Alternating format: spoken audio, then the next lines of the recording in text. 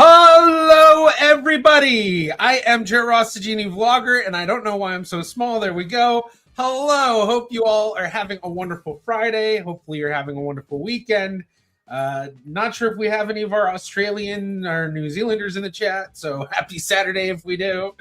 But hello, everybody. We've got some fun stuff to talk about. Lots of updates going on. Yeah, lots of just cool stuff coming out. And I'm guessing that we're going to be seeing a lot more coming out in the next few months. I have some inside information that I can't even talk about. All I can say is lots of cool stuff coming. Various websites, all sorts of things happening. But let's go through some hellos first. Shelly Monson, hello from sunny Nevada. Lumnave111, hello, good to see you. Suzanne McClendon, howdy from Texas Gulf Coast. Just wanted to pop in to say hi. Can't be here for the live stream today. Sorry to hear that, but I sure look forward to watching the replay. Well, hello in the future to you, Suzanne. Anna Tommaso, hello from New York. Good to see you, Anna. Glad you're here. And Gannon Scholar, love the channel and community. Question for rare haplogroup C for Y-DNA with a Middle Eastern paper trail, how much can Big Y FTDNA's expanded tree clarify origin if close matches are sparse? So this is actually something I was looking into earlier, which you already know, Gannon, as and I don't know if I'm pronouncing that properly. Hopefully I am. If I'm not, let me know. But that's because I have a Discord server. Gannon joined the Discord server, I think actually today, and you know, sometimes I chat in there and answer questions. I also have a great community that helps answer questions. Just a lot of great people helping each other. So great place to join if you haven't already joined already. But yeah, we are definitely going to jump into that. I'm going to go through some more hellos, but then we will get into that just for a quick answer for a question. But then we do want to get into the actual, you know, what we're here for, the big updates going on right now. So I'm just going to pull this CM16 to the side. So, yeah. All right. Where am I? I'm lost. Okay, there we go. And Muggerock, hello from Newfoundland, Canada. Good to see you, Muggerock. David Rame, hello from Middletown, Connecticut. We've got John Tyner. Shelley. I don't know.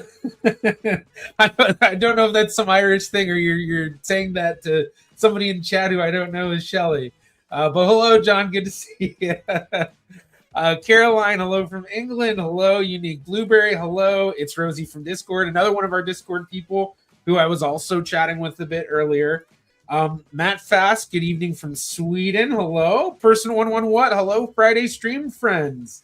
Yes, hello. And I hear from a lot of people that their Fridays have kind of turned into a, you know, every Friday they watch my stream, which is really cool. I love to hear that. So thank you for that.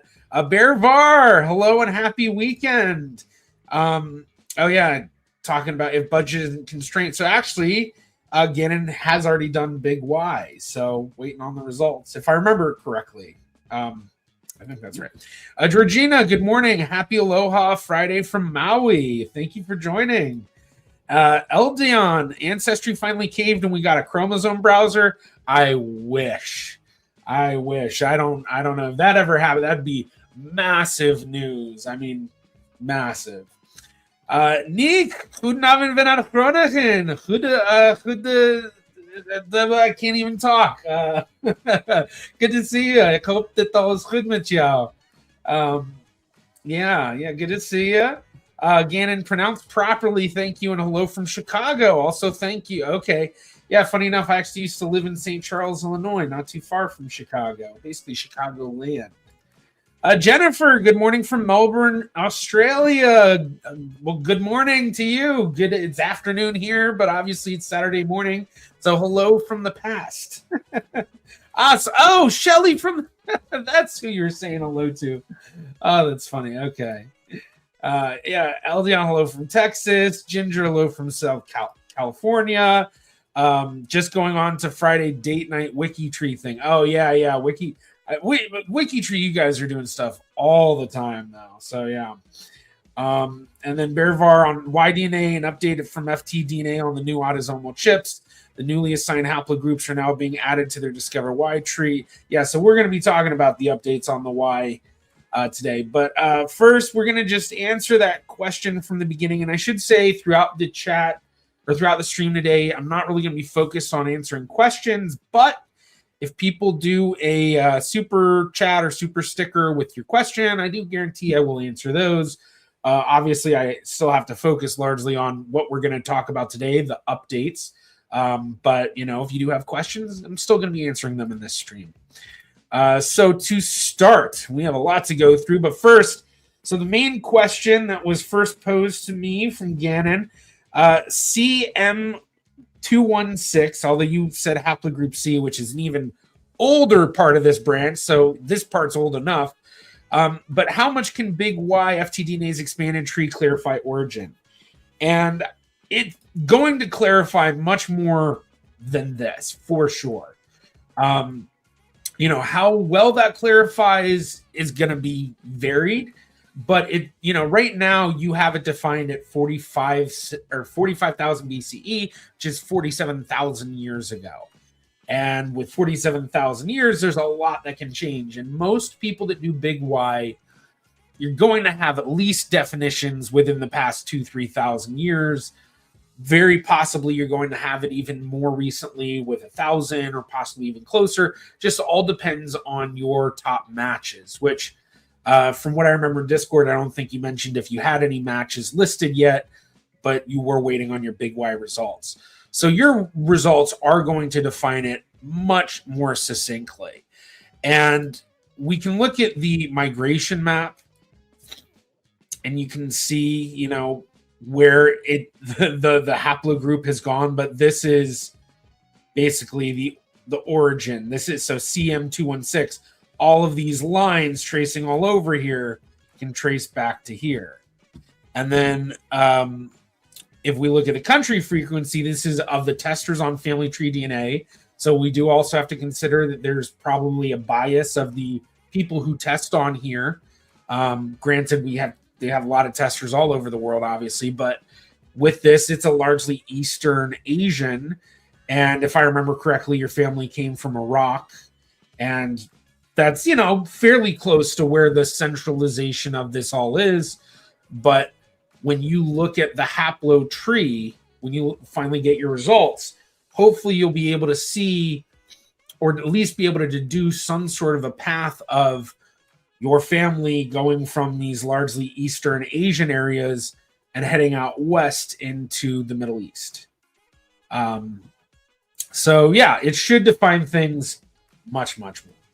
So hopefully that helps. I know I sent you a lot of stuff over on Discord, and I sent you the link to this page, but look over here on the left. You can really check out a lot on here, and you can even see some notable connections. So here we have Chief Pontiac. So there, this is a haplogroup that there's a lot of people in North and South America with it. But then we have another Native American. Here we have more Eastern Asian. But you get kind of a variety. So, this is a very distant connection.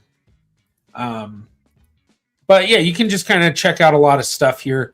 The time tree is really helpful in getting an idea of things. So you can see CM216, and this is modern day. And as we go through, once you get your big Y, it's going to place you somewhere in this tree. It's going to place you somewhere in here. And we're not seeing all the full matches, but, let's say you end up here in this CF736. You can see that there's, all these different testers. And when you see where all the testers are coming from, you can get an idea of that branch and where it is. So here as a great example, we see this branch. We have Brunei and then a bunch of Indonesian. So this Z33016, sometime around 2500 BCE, this person likely went to Indonesia, or one of their descendants went to Indonesia, And now a whole bunch of the descendants all come from Indonesia. And here we even see the CFTC is really defined as someone. So honestly, this guy could have been the one that went to Indonesia. But basically, that's what you do is you just look at it and you can deduce. So here we see, oh, all these have Indonesian as well. So under this, so it does make sense. Okay, there's a big tie to Indonesia. And then we see Singapore, Brunei. So yeah, it's a lot of ties to this south. I guess is that the southeastern side of Asia, Philippines. It's all the island areas. So you can see how, it all ties together. So what's probably going to happen is when you get your big Y, it's going to jump from that 45,000 BCE to this. Not necessarily that, but here we've got this CB65, which is even more defined. And we can just see how, wide that is of where it is. And certain groups, lots of Vietnam, lots of China, lots of Thailand over here. But then all of a sudden we get to these other ones and it's different. And so that's kind of how you deduce it. Okay, so with all of that, now let's get into some updates. I do see some more hellos. Hello, Mrs. Bell. Hello, Irene from, yes, a very hot North Carolina. Yeah. And then Bear Var, I hope you don't have to wait long. There's another version of this page which will show you once you get your big Y results, which will show you all your matches when you sit in the tree. Yeah. And that's actually the match time tree. So you can see an example here. Make that a little bit bigger. So you can see an example here where it'll show you the names of your actual matches. And yeah. Gannon, thank you for attention to my question. So that's how it ties in with the sub branches. Hoping there's abundance of clarifying matches. Very kind of you, sir. Excited for the updates today. My pleasure. Happy to answer that for you. So, all right. So with the updates, we've got a few. Some obviously much bigger than others, but all very important. And the first one we'll talk about kind of goes right off of what we were just talking about with Y-DNA. And that's just the updates to the Y-DNA haplo tree, the phylogenetic tree, basically, that we were just looking at a part of that entire tree. And so this blog post, I'm going to put in chat if you're interested in checking it out as we go along or on your own, because we're not going to read all of it. But basically, the main thing we're going to look at is down here, these charts showing how much things have grown. And you can see how there's been a lot of new branches that have been added. And so this in May is the total. So if we look all the way to the left, these are our haplogroups, A, B, C, D, E, F, G, all the way down. And so then we can see how much each has grown, how much all are defined. So like here, haplogroup R, there's 49,953 people within that.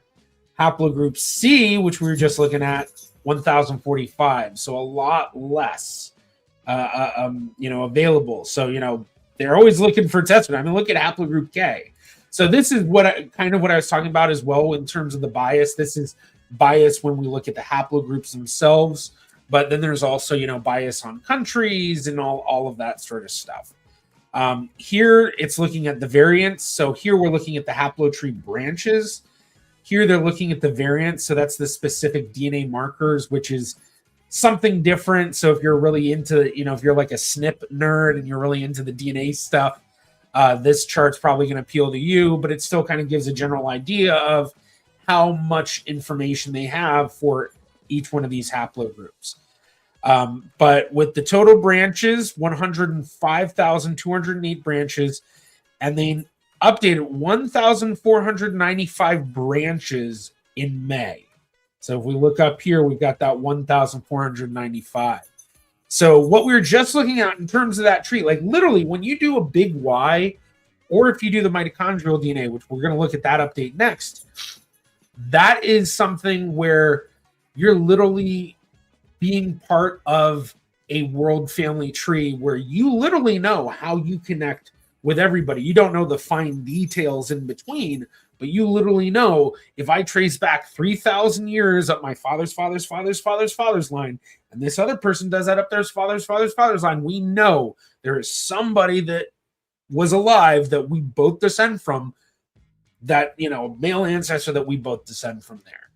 And so this is, why it's so important as well, is because you are adding to the study of humanity. Every single person that does a big Y, every single person that does a mitochondrial DNA test through family tree DNA, you are literally being part of this study of the world migration, the story of humans. And I think that's just absolutely amazing. I think that's one of the reasons why, even though, Y DNA, mitochondrial DNA, it is genealogically useful, but unfortunately it's kind of on the lower end of the genetic genealogy usefulness. You can get usefulness out of it, but it's very specific spots. But the whole, you literally are seeing a family tree of the world. That's what makes it so cool. So like what I was pointing out before, where we can see we've got these big branches where they're all in China, but then this branch right next to it where, their connection is, thousands of years back. Well, they're all in Indonesia and Brunei and, Philippines and, those areas. So yeah, it's just all very cool. My dog is flipping out. I need to open the door for him for a second. So I think he probably wants to get a drink of water. Throw some dog emojis in the chat for me while I go do this. All right, boys. There you go. Crazy dogs. So they're still getting used to the new house. I'm still getting used to the new house. But no, all very cool. So yeah, so this is, not a major update, but something I did want to talk about just in terms of the updates that we're discussing today. The next update that I'm going to talk about is the mitochondrial DNA one. So basically same thing. So with Y DNA, we're looking at our father's line thousands of years back. Mitochondrial DNA, it's your mother's line thousands of years back. So this is something where same thing, just a same sort of world tree idea, just looking at it through a different lens. So before we trace up our father's line, that's how we connect. Now we know we trace up mother's line, that's how we connect here. So you'll notice some have a minus, and that's kind of a good thing in a sense. Like it's basically them sort of cleaning up the tree. So, sometimes they, it's hard to get things fully right. There's a lot going on when they're analyzing this. And I think they do discuss it, why sometimes it'll be a negative. But overall, you can see, they added 270 different branches to the tree. So not a huge update in May, but still a pretty big update. And, 53,588 branches. And if we go back to the Y DNA, we have 105,208 branches. So you can see the Y DNA is about twice as much in terms of the amount of branches we have. And this is one of the big things that kind of makes mitochondrial DNA a little bit more difficult to make useful, is because there's just so far fewer testers, literally half as many. So, if you haven't done these tests, definitely do it. And speaking of which, go down into the description, into the video. I have links. Let me see if I can put them in here. I have links for going and actually buying the test that I then get commission. It doesn't cost you extra, but basically it's, you want to buy these tests already and you buy them through these links, you help support the channel. So let's see, here's one. So that's for the Y DNA. And that's for the mitochondrial DNA. But if this is something that you've been thinking about doing, mitochondrial DNA testing is much cheaper than the Y DNA testing. I think it's $149, if I remember correctly. Let me see. tDNA.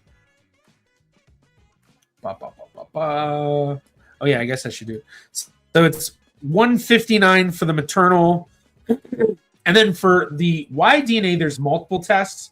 So the big Y, this one that's 449, that's the one that I'm talking about, where you get these really defined groups and you know where you are within the phylogenetic tree. The other tests are still helpful. They just don't give you as well defined a spot in the family, in the haplogroup tree.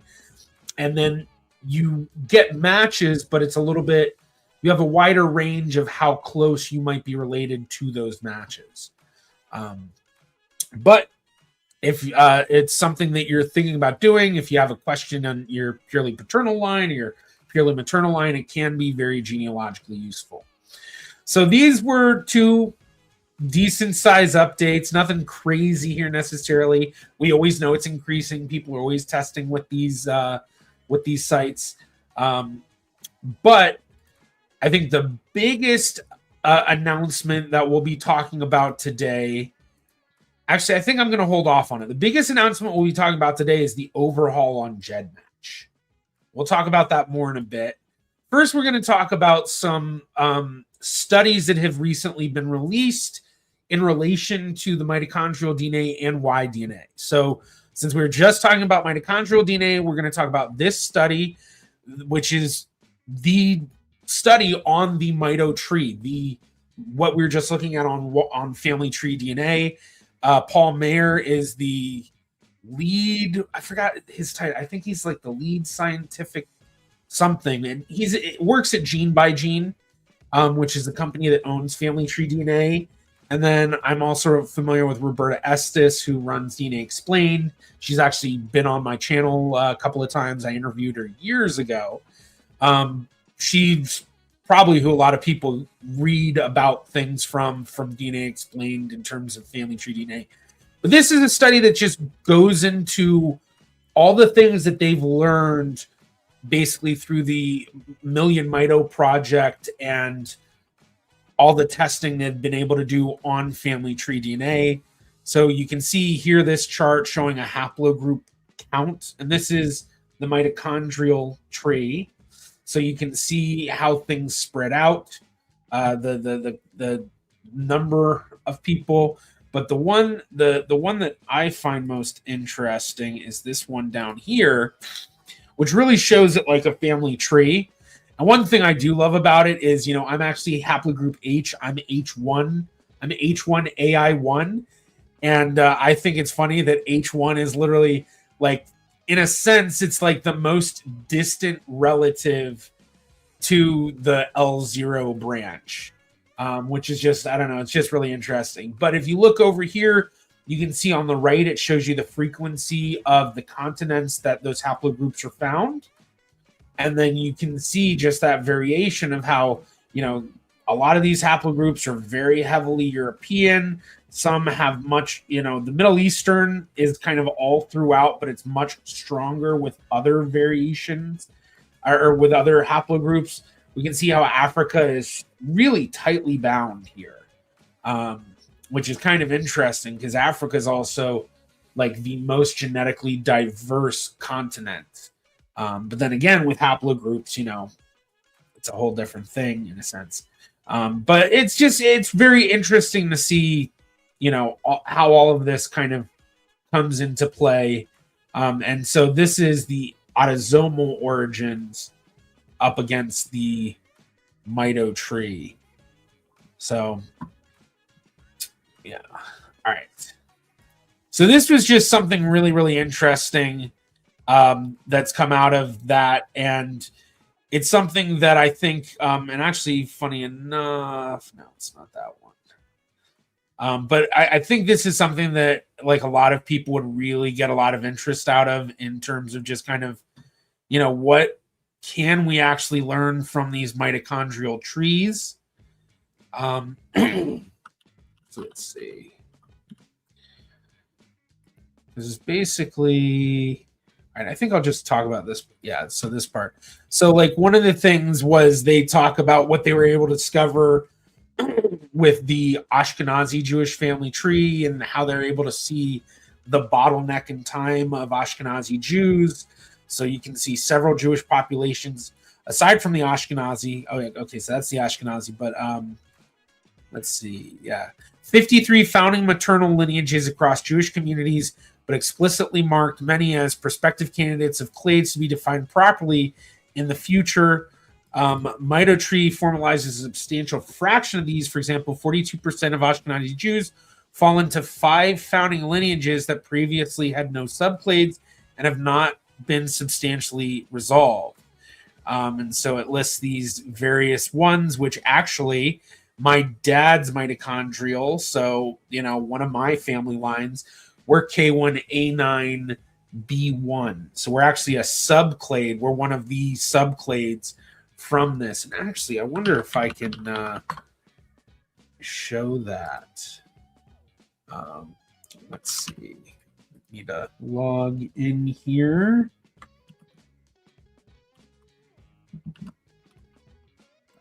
Let's see.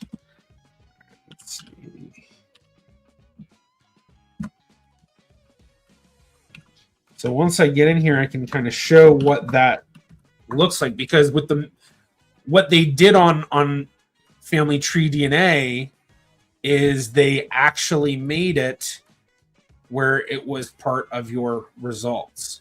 So, okay, so here we go. So here's my dad's haplogroup branch. And so we are one of the Ukraines. So we fall within this haplotype. And you can see K1A9B1 is someone defined as living, estimated to be born about 1613.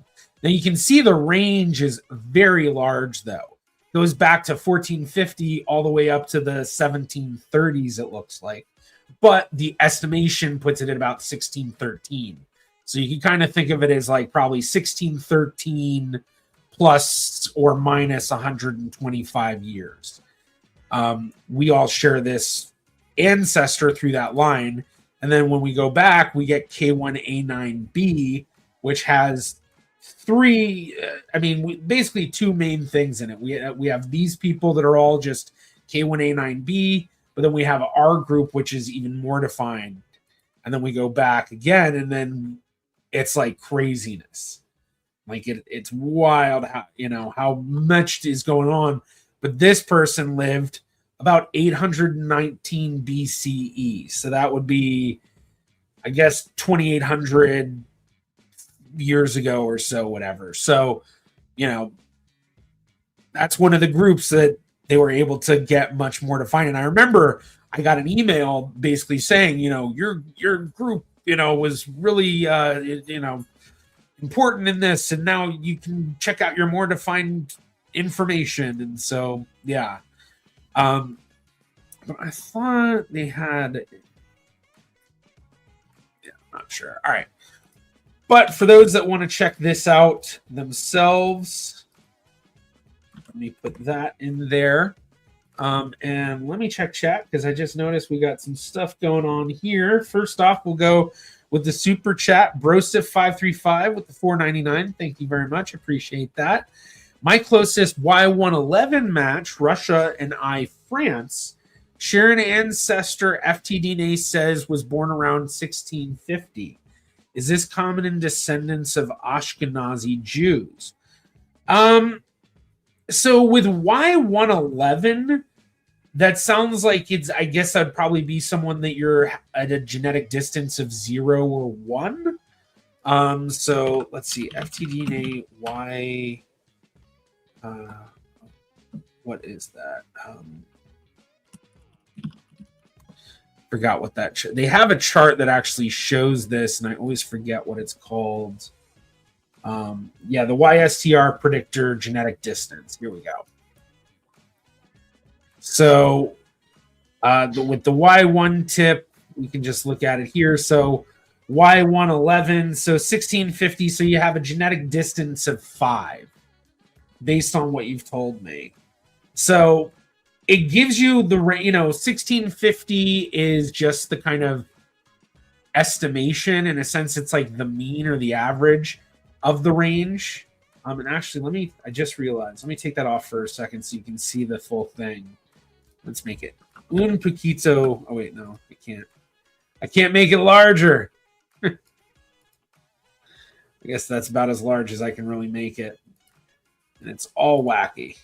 Yeah, all right, whatever. Hopefully you're getting to read it well enough. But I would say that that's, decently common. I find that it really varies for everybody, even with population group for a lot of them on how close of matches you get. So a Y111 at a genetic distance of 5 is pretty good. The downside is as Ashkenazi Jews, you're also dealing with the fact that it's a very difficult paper trail, and you're dealing with a population group that largely took surnames in the late 1700s to the early 1800s. So most of the families in the 1600s, if that truly is where the shared ancestor is, you're looking at a time where it's largely patronymic names only. So it's very, very, very, very, very difficult. So you can work towards trying to figure that out. But doing big Y would give you a more succinct answer as to how close this person is, assuming they also did big Y. That's one of the downsides with big Y. They also need to do big Y because you need to compare yours versus theirs. But in terms of the main question, is this common in the sense of Ashkenazi Jews? I've seen multiple people who are Ashkenazi Jewish who do their Y-DNA tests, and they have multiple matches that are within the genealogical time window or about as distant as what you're saying. I did see, I believe it said 3 steps. So I guess, yeah, if it's 3 steps and you're Y111, then you're looking at maybe 1750. But still, there are a lot of Ashkenazi, or not a lot, but there are Ashkenazi families, and I have a couple in my own tree that we can trace back to the 1700s in Eastern Europe. But it is very difficult to do. It's not a common thing for people. Maybe 4 or 5. I'll have to go back and check. But really, the thing you also have to consider is the range. If it's the 5 steps, you're looking at a range of could be as far back as 1450, could be as early as 1800. So you remember, with the genetic distance, it just means out of the 111 markers they tested, 5 of them were different between you and this other person, and 106 of them were the same. And so just based on that, that's usually about how distant they find relatives to be. But it's never perfect because the mutation in Y-DNA happens 1 every 5 births. So I think that's the rate. That's the one I always remember Adam Brown saying from the Avitani Project. But with every 5 births, that means that if you have a guy who has 5 sons, one of those 5 sons is going to have a genetic difference from his brothers, whereas all of his brothers will match at a genetic distance of 0. And so then if you keep doing that, you might have one branch where, one line where there isn't a genetic mutation for, generations. Like it can randomly happen that, that happens. It could also be that you get, 5 different generations where each generation there's a mutation. And so you get a 5 genetic distance, but really they share second great grandparents. So it can vary. All right, going back to some other ones. Lumnave, Black American with an H11A maternal haplogroup. So you and I have we share a H1 ancestor, which is thousands of years back. Let's see, H1 maternal haplogroup, 5,000 to 7,000 years ago. So yeah, so I'm a descendant of H1. You're a descendant of H1. So we trace up our mother's line back to, about 7,200 years ago in 5,200 BCE. We have a shared maternal ancestor. So, hey, cousin. So yeah, that's what's so cool about this. It's a family tree, and it's the world family tree. So yeah. Hey, Suzanne, you made it. You made it in time. And then we've got M. Johnson, H26A1S, waving hello. Yeah, we're all our other haplogroup H folks. So is H26 a from H1 or is that from one of the sister branches? Because with H, I'm guessing that you're going to be, H23. Oh, wait, no, you said 26. So H26, then H26A1S, H26A1S. Oh, wow, that's a pretty defined group. That's a pretty defined group.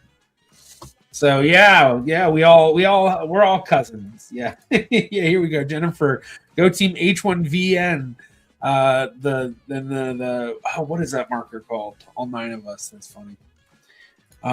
Suzanne, my mtDNA is U6B2A1, and apparently a very rare but old one, a survivor haplogroup. That's what I was told anyway. Very cool. Does MyHeritage give you your haplogroups? I don't think they do. I don't, unless it's like a change. I remember there was a company that announced that they were giving haplogroups with just your regular autosomal test, but I thought that was family tree DNA. So I'm not 100% sure, but I don't think so. But they are doing the whole genome sequencing, which presumably they could use to give us haplogroups, but I don't know if they do. If I'm wrong, someone let me know in chat. Alex Green, speaking about Y-DNA, I just took a DNA test on family tree DNA. It was received by the company on 27th of May. What can I do before the results come out? Just build your paternal line as far back as possible in your family tree. Build that paper trail, understand the history of that family line. If they were part of a population migration or something that, kind of gives a blurred ancestry of where they may have come from. This may help define things for you to finally understand it. So, yeah. Ambrosive, thank you so much. My pleasure. Happy to help. Unique Blueberry, can we solve family mysteries with maternal haplogroups? You can, but it's difficult. That's why a lot fewer people, I think, do mitochondrial testing versus Y-DNA, is because when you do the mito testing, it's helpful, but you have a lot more to work, or it's a lot harder. The mutation rates make it so that you have a wider range of how close your matches might be. So I have a ton of genetic distant 0 matches where our relations sometime in the past, like 500 to 700 years or so, or it just can't, it's not as well defined as you can get with Y-DNA. The other issue is that for a lot of population groups, when it comes to maternal lines and recording maternal lines and things like that, you don't find as much with that. You find more patronymic systems than matronymic systems. And so I think it's sometimes a little bit harder to trace female lines, which is what you need to do for maternal haplogroups. So I think that's one of the reasons why it's a little bit harder to solve family mysteries, but you definitely can. That's actually one of the main things they did for Richard III's remains. They did mtDNA. Basically, I think it was like a descendant of his mother's sister or something like that. But that's what they used, was mitochondrial DNA. And I was trying to pull up something. Yeah, this is good. Identification of the remains of Richard III. And they literally use mitochondrial DNA to do that. And so here's, the genetic link. So John of Gaunt, who I descend from too. So we can see, Richard III over here, and then his sister, and then they trace it down to these people who are female lines. So basically, if their hypothesis was correct, Richard III would share mitochondrial DNA with Michael and Wendy, and then they did. And so you can prove these family mysteries, but it's a lot. It's hard. Yeah. My cousin from way back. Distant cousins. But we're all cousins. That's why if anyone joins the Discord, when you join the Discord, you're called a cousin. So that's like your automatic tag. Because for those that don't use Discord, when you join Discord servers, sometimes you're like, everyone's like, you're defined as this role or that role. And so cousin is the automatic role that everyone gets. Oof. That heat's got the pollen going today. All right. M. Johnson, yeah, my haplopeer in one is a U.S. individual. I'm Sweden back to 1600. Very cool, very cool. Adopted cats, Ashkenazi Jewish mtDNA, K1A1B1A, K1A9, K2A2A1. Please explain what it is about high frequency is the result of a massive genetic bottleneck that occurred in Central Eastern Europe between 800 to 1000 CE. So basically, genetic bottleneck is that you get a population group where for some reason only a small portion of that population group then has the continuing descendants. So it's often, they're called a genetic bottleneck. You often hear what's called the founding population. So that's like, let's say you have, 100 lions in a room, and then you take 10 of those lions and then you put them in a separate room. And then, for generations, these different lions are all having, kids together or whatever. Well, the lions in that separate room, they have this small founding population. So it creates a bottleneck where, you used to have this wider variety of genetic diversity from a larger population. Now you have a smaller. And so that genetic diversity is much less. And so especially when it comes to mitochondrial DNA, if you pick, 10 lions, if you just so happen to choose 10 lions where, they only have these 3 haplogroups, then from then on, unless you have newer mitochondrial haplogroups introduced into those lions, those are going to be the only mitochondrial signatures within those lions. So basically, sometime in 800 to 1000 CE, it's estimated in Central Eastern Europe, the Ashkenazi Jewish community became dwindled down to a very small population, and then from that population, there were only so many surviving mitochondrial haplogroups, and that's why you see such a high frequency.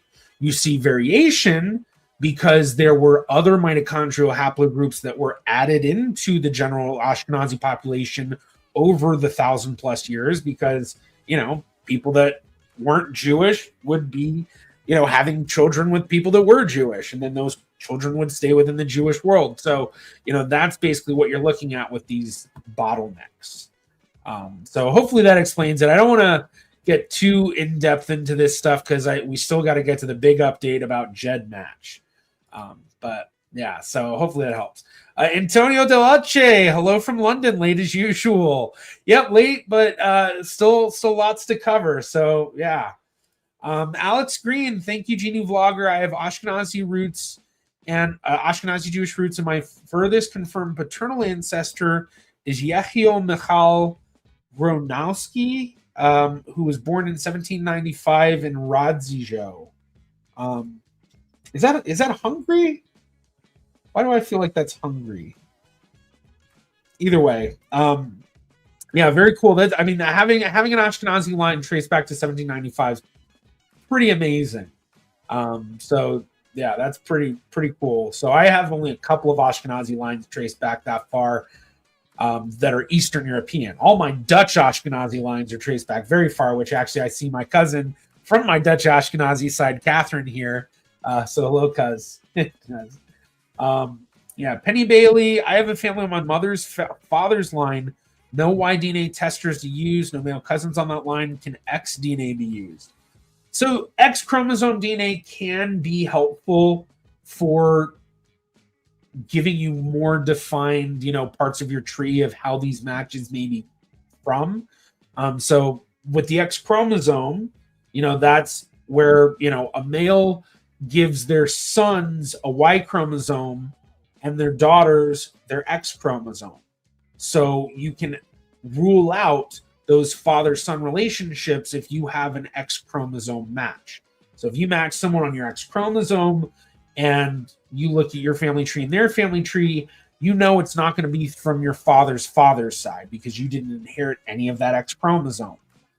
You also know it's not going to be from any of your grandfather's sides, and so on. So it helps you rule things out, but it's not as succinct as Y-DNA and mitochondrial DNA. And it's also, with Y-DNA and mitochondrial DNA, it helps you look back thousands of years. X chromosome DNA is limited, similar to the autosomal DNA of, maybe 300 to 500 years. But from my experience, X chromosome DNA actually is it's harder to deal with. You have a higher threshold for your minimum amount of DNA to share for it to be useful. And then a lot of the sites don't give you the X chromosome DNA or even let you sort by it. Basically, Family Tree DNA and GEDmatch are the only two sites that do anything with X chromosome DNA.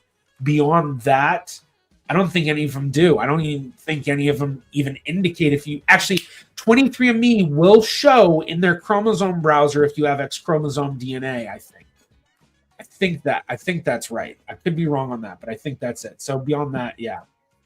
All right, let's see. Yeah, they aren't showing those yet. So you don't need to worry about that. I think we talked about that earlier, but I know you just jumped in here. So yeah. Yeah, I read years ago that everyone is 72nd cousins. For those that don't remember this video of mine, I did a video called Why All the Presidents Are Related.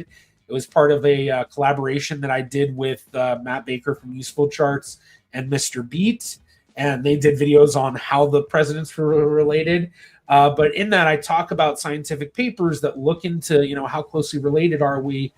And basically from what I remember was I think they estimated that everybody in the world shares an ancestor with somebody else in the world, at least within the past 2,000 years or something like that.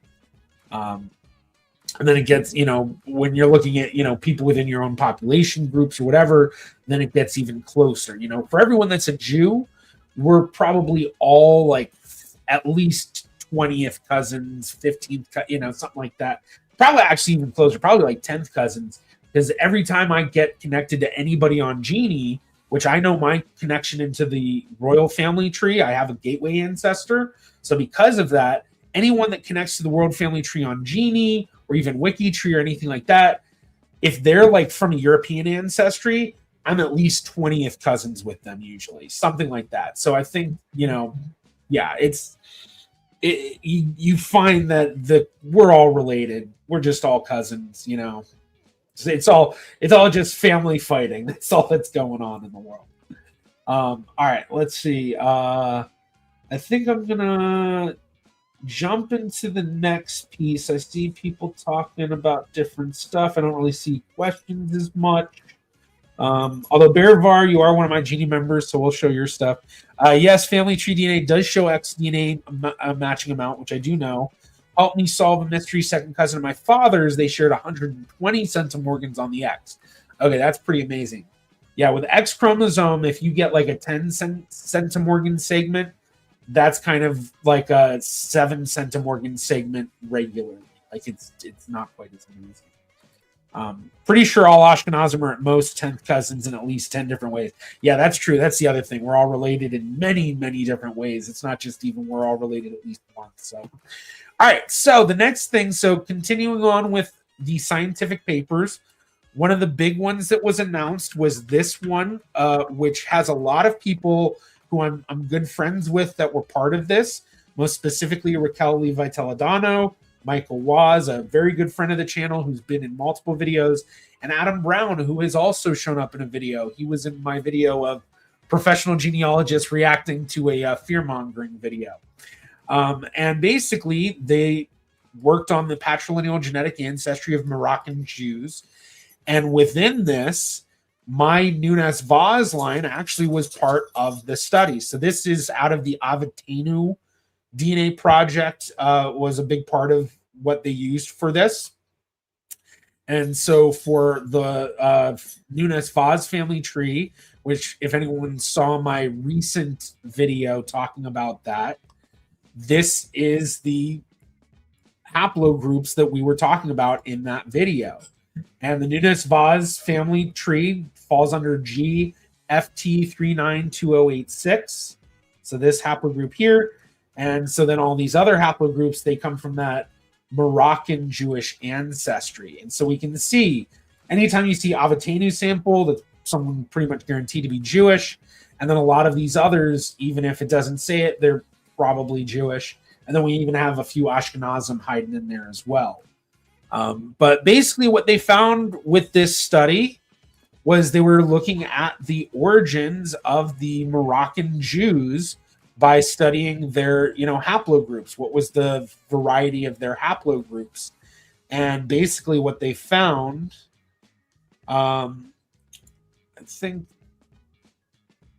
this kind of showed, I forgot what it was. Maybe it was this. But basically they just found that there was a variety. So as opposed to what we see with Ashkenazi Jews with that bottleneck that we talked about with the Moroccan Jewish population, and they find this with the Sephardic Jewish population overall too, is that there is a variety of Y-DNAs as opposed to what we find in the Ashkenazi Jewish population. But obviously overlaps with many in the Ashkenazi Jewish population as well. So very interesting study. I'm going to put this, take that out. I'm going to put this in chat for anyone who wants to check that out as well. And I saw this from Stig. Yes, we are all royalty. And actually, I need to put this back on so I can keep track of what everybody's saying. Let's see. Antonio, in the past, when 23andMe allowed to export the list of matches and segments, you could see all XDNA matches. I have some that Mother does not have. How can it be possible? My guess is that probably a variation of reading errors, phasing errors. And I think also I've heard, my understanding is that with the X chromosome, there's a lot more basically population matching in a sense. Like your match, you can share DNA with people with your X chromosome and it not be within a closer genealogical time window than you would expect. But unfortunately, because of the limitations of XDNA being available on most of these sites, I'm not sure if there's anything else that might be causing that. But just as from the assumption of typical errors that cause that. And yes, I've got royal lines too, so we're cousins. Yes, we definitely are. Actually, anyone who's on Genie, on the World Family Tree, I think you can find my profile. It should be public, and you can then see how closely related you are to me. All right, so now we're going to get into the biggest announcement of them all for today, and that is the update to GEDmatch. And GEDmatch, when I went to Roots Tech, I got to talk to them. I've worked with the folks at GEDmatch for many years. Back when I did investigative genetic genealogy, the company that owns GEDmatch was also developing the technology that I was the first genealogist to ever solve a case with, which was Kintelligence. I also, for a while, had the most cases solved with it till I left the industry, and now I probably lost that a long time ago. I know a lot of groups doing a lot of Kintelligence cases now, but GEDmatch is owned by this company, Verigen, which is also owned by a company called QIAGen, and they work within the forensic spaces, but GEDmatch is still the same thing that it's been, of a free database for people to upload. You don't have to opt in. You can opt out of sharing with law enforcement. So don't want to scare anybody with all my talk of investigative genetic genealogy. But the main thing being that when I went to Roots Tech, I was chatting with them, and they were telling me about how they did a huge overhaul on the website. I actually got to talk to the guy who did a lot of the development on that, and he told me, how they really, like, it is a complete change, not a little bit. And they just announced, it's the first time I've seen anything outside of GEDmatch, outside of Roots Tech, where they showed kind of the new site. And so that's what we're going to look at right now. So here, you all get a preview of what the new GEDmatch site's going to look at like. This is posted on their Facebook. Let's try to make it larger. Unfortunately, it's a little pixelated, but we can still see just enough that we're going to kind of go through and talk about, what what we might see and what we can think of all this. So anyone who has used GEDmatch in the past 10 years probably has gone on there and thought, wow, this website feels really clunky. This feels like an old school website. They did do an update with it not too long ago, which did make things a bit better. And some of you may remember that. I think that was like right after Verigen first bought it, GEDmatch. But this is like, that was just kind of like, cleaning it up a little bit, but it was still the same functionality in the background. This is a complete change of everything.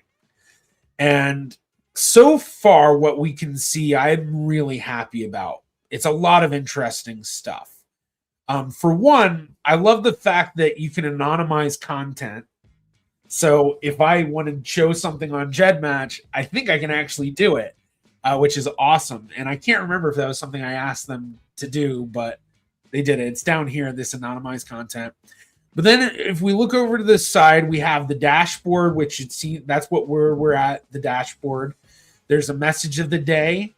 So updates and things, the GEDmatch blog. They have a learning portal, which I think they've always had. There's a lot of videos in there from family history fanatics. I think a couple of mine are in there, a lot of blogs. Then just a quick jump to the one-to-many, and then a quick jump to the admixture tools. Then underneath here, there's tabs. So we have our DNA kits, which is great.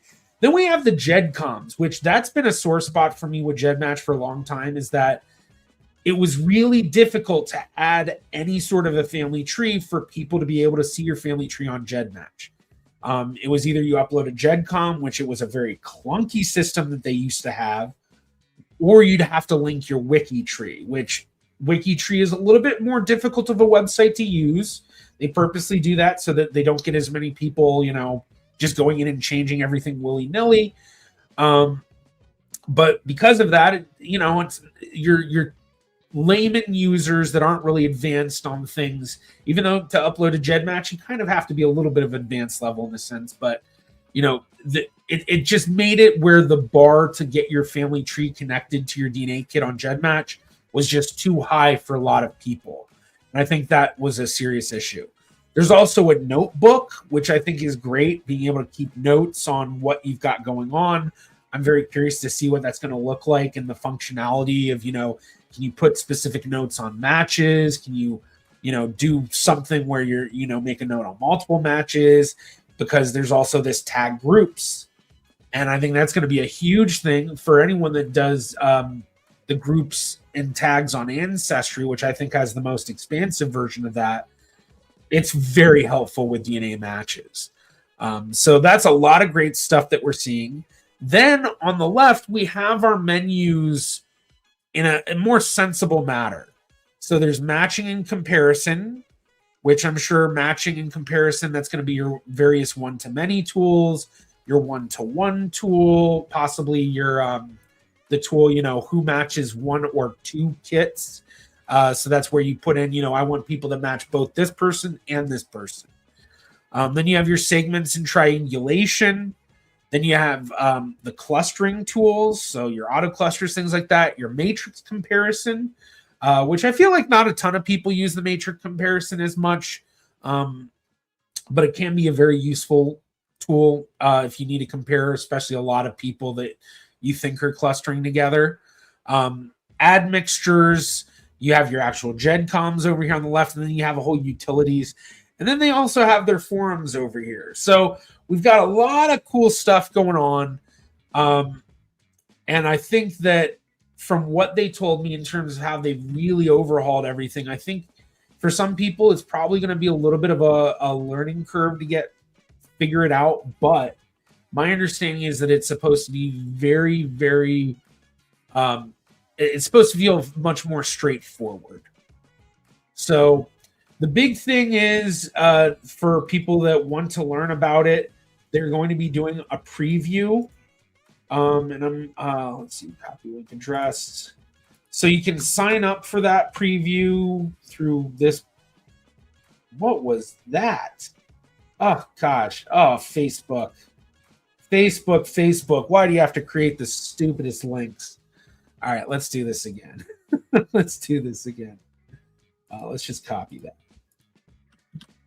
There we go. God. Wow. Okay, so there you go. So if you want to go attend, so that's going to be June 19th, 10 a.m. Pacific time. I think that's 1 p.m. Eastern time. And they're going to go through all this. So yeah, I think this is going to be a really interesting update to see. The unfortunate thing with GEDmatch more than anything nowadays is just how small their database is compared to so many other databases. Especially Ancestry. Ancestry, I think, is over 30 million at this point. I want to say, I'm trying to remember. I think my heritage has started to get up there. They've started to really grow, but yeah, it's there's a lot that GEDmatch offers that if they just had the larger database, they would be the best place to go. And for a long time, they really were. They were the place to go. Now, unfortunately, with the whole investigative genetic genealogy, and especially the way that whole thing went down, dating all the way back to when the Golden State Killer was first announced, that they identified him, and then the years following with all the terms of service issues and all of that. That last link doesn't work. All right. Well, you know what I'm going to do then? Instead, I'm just going to send the Facebook link. So hopefully that'll work. Take you to that photo.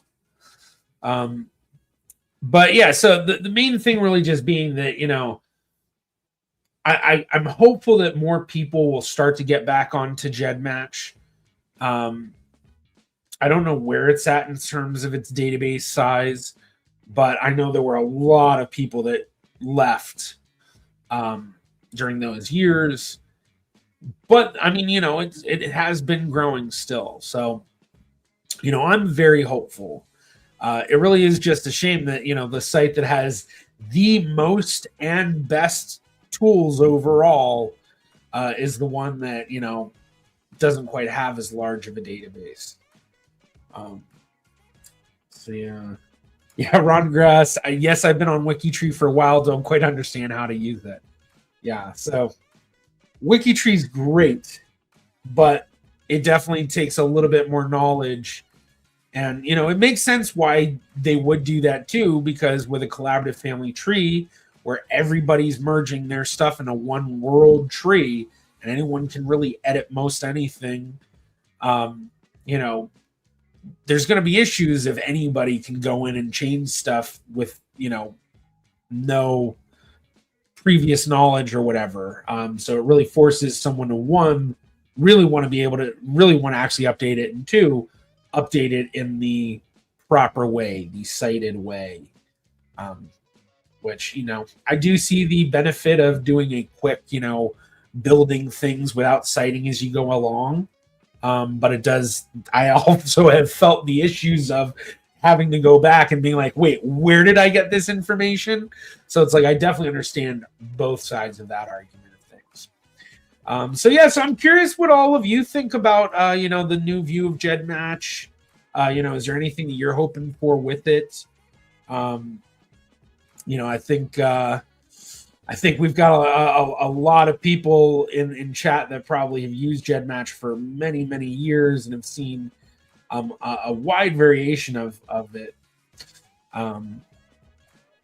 But yeah, I'm pretty hopeful. I'm really curious to finally try it. And I sent a couple messages like, hey, anyone want to give me some beta access to check this out?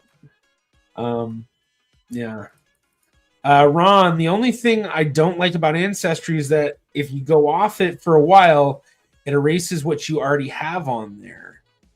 Wait, I was not familiar with that. Can you expand on that? Um, yeah, because I have not experienced that. Like what you mean by it erases what you already have. I have not experienced that. I've had stuff on there for years I haven't touched that, but then again, I'm on it every day. So I don't know. Emmanuel Shemayim, the admixture calculators are junk. 100% agree. 100% agree. Now, are they genealogically useful? Yes, in some ways, they are a good jumping off point, or if there's something going on where maybe the admixture can help guide, there is some genealogical usefulness to it, but very, very, very, very minimal. And you really have to understand the vagueness of and the estimationness of the calculator. So, but yes, matching is good. Matching is the best. Suzanne, I don't like it when sites change from what I'm used to seeing. I don't have time to focus on learning new layouts, unfortunately. Yeah, I think it's it's a difficult thing for a lot of sites to do, but sometimes it's really necessary. And I feel like a site like GEDmatch that really has not had much change in years, it really needs an overhaul just because of how clunky and old school it really is. It does the job, but it could do the job much better. And I think that's why I'm so excited to see what they have. Hopefully it won't be too difficult to deal with. But I do, I definitely agree. Sometimes sites seem to change stuff just to, like I personally, I use Canva, and they've been changing stuff over the past year. Hate it. I have sent half a dozen really angry messages to Canva, literally just complaining about how much I have hated the updates they've had, and how terrible they have been, how much they've disrupted my workflow, how little sense they actually make, logical sense. Like it idiotic changes. And there was a really stupid one they did recently that I was so happy that it seems they took it away with the download option. But yeah, sorry. I just had to vent on Canva. I really, really hated that update. I hated it. But hopefully that's not the case with GEDmatch. So I feel this. GEDmatch needed it back.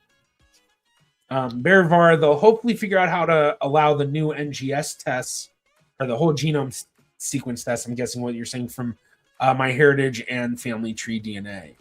Yeah, I'm sure they will. I think their system already does kind of allow that. But you have to. It's like you have to get. You can't just use the BAM file or whatever. You have to actually get it made into the proper file. And I think there's third-party websites that already have tools that take a BAM file and convert it into like a CSV or something that can then be uploaded. But I could be wrong. I thought that they, yeah. Yeah, I'll learn it eventually. Yeah. Right now, MyHeritage provides the whole genome sequence in the same format as the SNP test, so they should be. Yeah. Suzanne, some of the updates on Ancestry have made it impossible to do anything quickly. Yeah, sometimes their updates aren't the greatest. I've been overall happy with a lot of the updates on Ancestry, but I think sometimes no matter what, even if you get an update that overall it's good, I feel like you're always going to have a couple of spots where it just ruined things, unfortunately. So. Ron Grass, I've not paid for a subscription for a while, but if you don't pay it for a month, then I've experienced having to input what I already had on there somewhat. Interesting. Yeah, I've never heard of that before. So I don't know. Has anyone else dealt with that where you haven't paid for Ancestry for a while and then old stuff seems to disappear? All right. Yeah, I've got a couple of folks here late but made it. Hope everyone's having a nice Friday. Yes, having a wonderful Friday. Glad you made it. Not sure how much longer we'll go through now. I mean, we kind of talked the big update now. We did a bunch of different updates, so you still have a lot to go through. But yeah, Evening.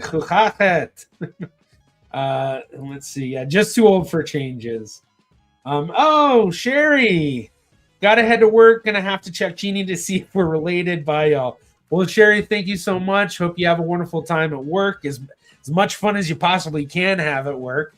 And thank you again for being so supportive every week. I really appreciate it. Really appreciate that. Suzanne McClendon. My old stuff has always still been on Ancestry when I get back after unsubscribing. Yeah, that's been my experience. Is that like I've had so many people that I'll connect with that as a DNA match or something, and then I have to find them on Facebook, and they're like, "Oh, I haven't logged in years," and they go back, and none of them ever say anything about oh, it's changed, your stuff's gone. So I wonder if there's something else going on. Maybe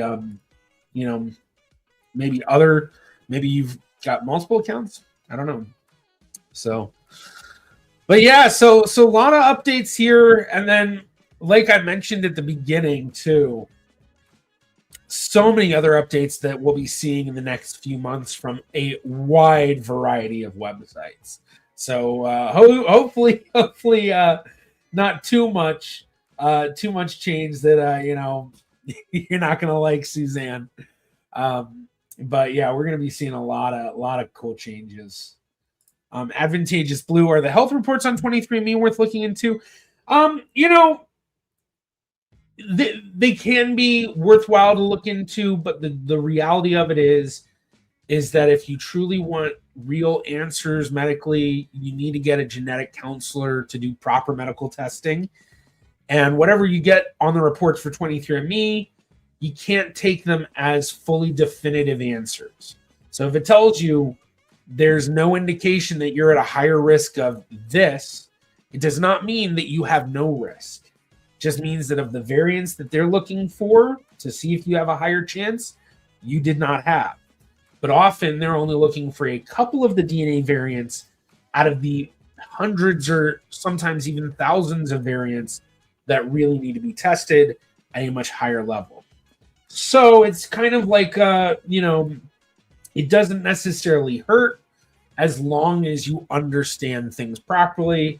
But I think a big thing with a lot of people is they get it and they read it as, oh, you're at a high risk for this. Oh my gosh, I might have this. Oh, you're at a, low risk or no, whatever risk. And, oh, I don't have it. And it's like, you don't want to take it that way. So, yeah.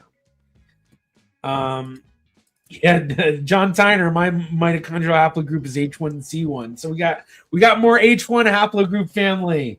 Shout out to the H1 haplogroup family. Yeah.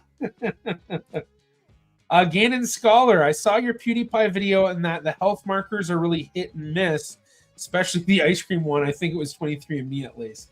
Yeah, I mean, with all of them, like a lot of these direct-to-consumer websites, DNA websites that is, or even the third-party websites where they have you upload,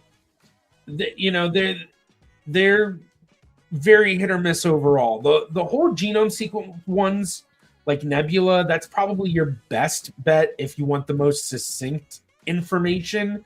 But even then, you still really need a genetic counselor to help you review it, to understand it. And when you do medical testing, like if you have an actual medical scare, you have something you really need to really test for, the testing they do is targeted testing, targeted directly at what needs to be tested. And so it makes it more succinct for them as well. So, yeah.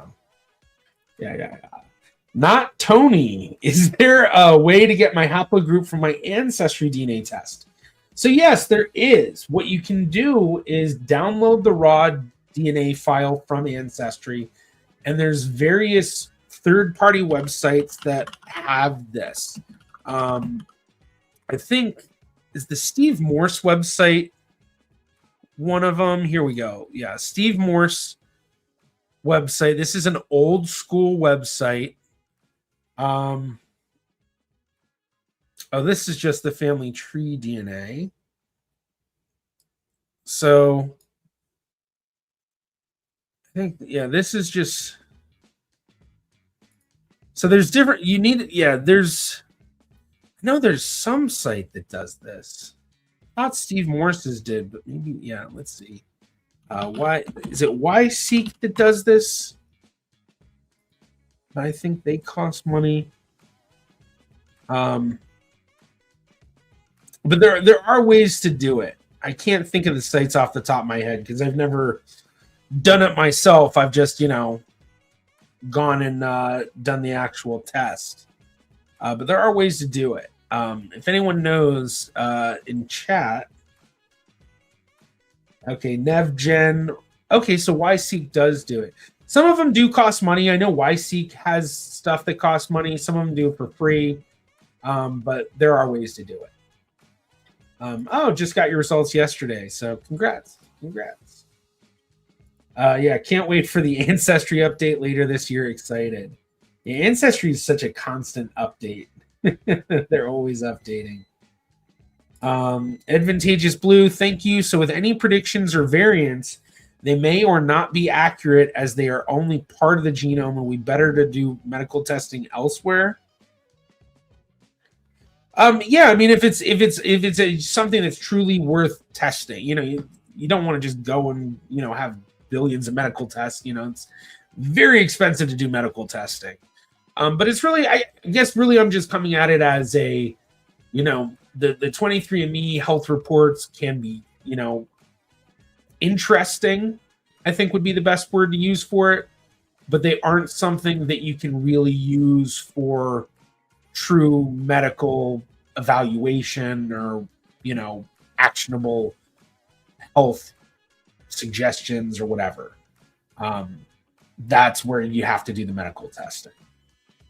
So, okay. Let's see. Okay, Suzanne, the 23andMe health reports have been interesting to me, especially the one that says I'm pathogenic for Tay-Sachs. There's never been any talk about my family being Jewish. And then Advantageous Blue. Oh, that's interesting. Jarrett, would something like that be accurate on 23andMe? So the accuracy on 23andMe is really them just being able to accurately say, we've tested these variants, which I think they 23andMe will give you a report on it where it'll say, these are the variants that we tested, and here's what you're matching or not matching. And that's probably only a small portion of the picture. So if it's something that worries you, mosquito, get out of here. If it's something that worries you, stupid mosquito. Sorry. If it's something that worries you, that's where you want to do medical testing. On the flip side, if you've got something that says, nothing that shows propensity towards Tay-Sachs or whatever, that does not mean that you can be like, okay, I definitely don't have it. So the 23andMe reports just really, if like you have a slider of like, you're right in the middle right now, and one way is, yes, you definitely have it. Maybe you have it. Yeah, you definitely over here. And then down this way is, no, you don't have it. Or you might not have it. You might not, probably not. No, you definitely don't have it. 23andMe just moves you like one notch in each direction. Like it's literally, that's kind of the thing with it, is it's just giving you like just enough to be like, yeah, maybe you do, or maybe you don't really. But it doesn't have anything to even come close to a true idea. So that's really, yeah. AK Blondia, Ancestry has stripped Y-DNA snips from the files recently. I did not know that. Thank you for letting us know. Interesting. Yeah. So, yeah. Unfortunately, not Tony. Hopefully you can do it. Hopefully you can do it. But if Ancestry stopped giving that data in the files, you're not going to be able to, unfortunately. Yeah, interesting. Evidently, my mitochondrial DNA points to the possibility of being Jewish too. Very interesting. Yeah, that'll be something where really dig into that paper trail, see what comes up for you. And Penny, I had breast cancer twice. My older sister once. A cousin died from it. Yet medical genetic tests showed no genetic markers. Not everything is known yet. That's a great point too. I'm very sorry to hear about everything you've had to go through with that. But that's a great point, that, even with what they know, it's not super succinct all the time. Yeah. Suzanne, it doesn't worry me. It kind of makes other pointers to Jewishness more intriguing to me. Interesting, yeah. Gannon's scholar, data from Ancestry can get you haplogroup. Always learning more. Thank you. I uploaded my Ancestry autosomal data to FTDNA. I'm discovering third-party sites like YFull are sometimes crucial. Yeah, they can really become very helpful. It's really all about just getting as wide of a net as possible to catch as many matches as possible. Advantageous Blue, it really is interesting. Thanks for sharing, and then you're welcome. So cool. So, all right. Yeah. By the way, I should mention, I don't think I've said this yet. If you're enjoying the video, please be sure to give it a thumbs up, give it a like. And also, if you haven't subscribed, please subscribe. Need to bring that subscriber count up. Also, don't forget, I have my Discord server. Some of this stuff we've talked about today, we talked about earlier today on the Discord server. And sometimes I answer questions there and all that. Also, another great place to mention, if anyone wants me to help, do a one-on-one and dive into stuff for you much more deeply, I do offer consultations. Just go to my website, genievlogger.com, and you can go and you can actually just go to book a consultation and get one set up just through the website. So I'm so happy I finally have this. It makes it so much easier. But yeah, so just wanted to mention some of that. But yeah, I'm going back here. Let's see. Any idea when this new GEDmatch interface will be launched? I don't know. I'm assuming it's going to be July or August. This June thing they're doing, it's just a preview. So my guess is that they're probably still doing a lot of beta testing and things. When I helped with the endogamy auto cluster, which is on GEDmatch now, it was kind of a while of development from when I was first reached out to about, hey, could you help us with consulting on this, to when they finally was released, and it was a lot of trying, having these people try it and having these other people try it, and what did you think, and do you have any suggestions and that sort of thing? So, all that fun stuff. But hopefully sooner or later, I'd love it if they were like, and it's going to be out June 30th. That'd be great. That'd be great. Yeah, Advantageous Blue, I keep meaning to connect more on Discord. Yeah, Discord, if you're not on it a lot, it's kind of hard to remember to go onto it.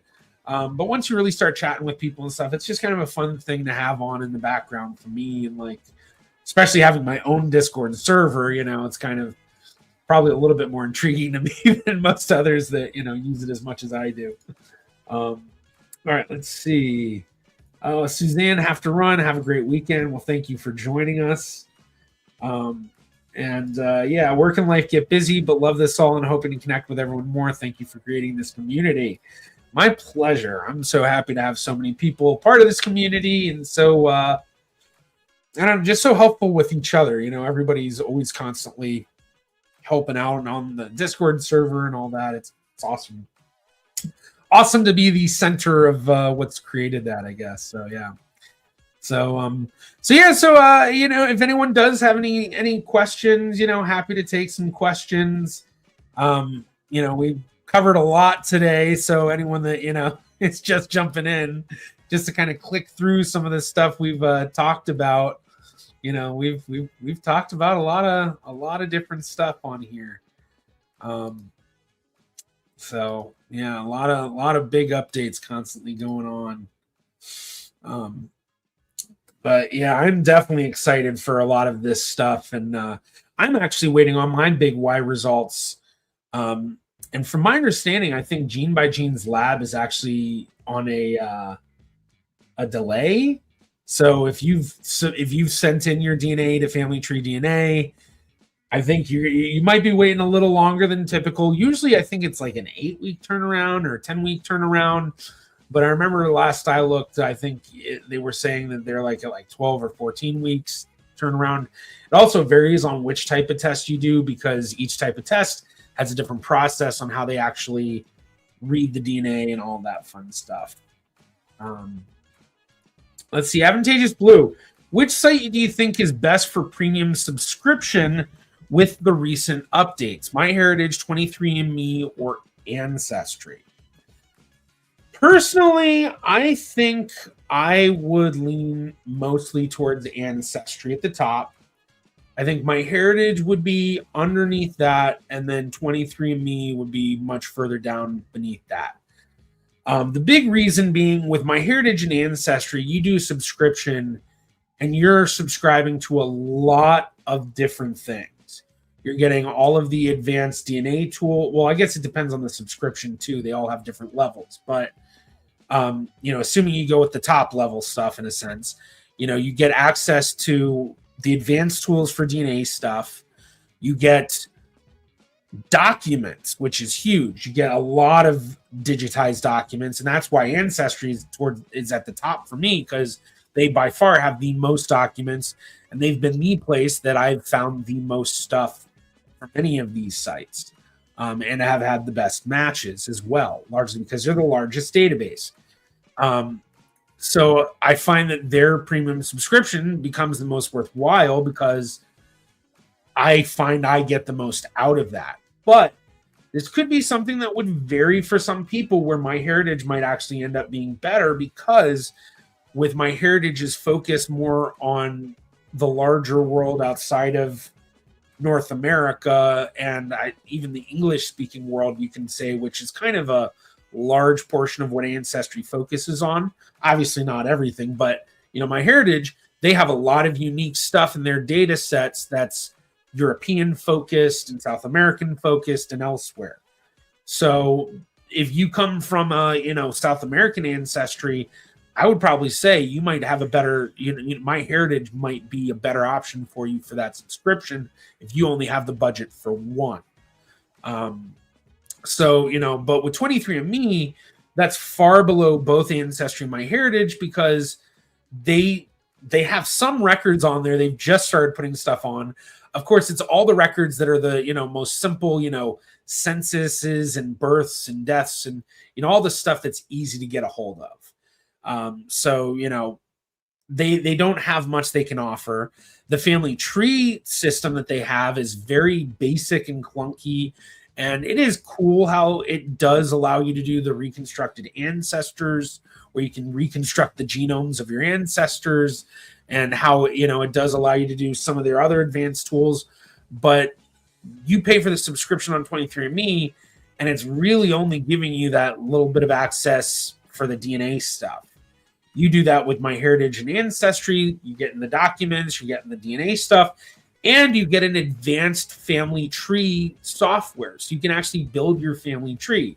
You can try to build your family tree in 23andMe, but it's not worth it. For one, no one sees it but you.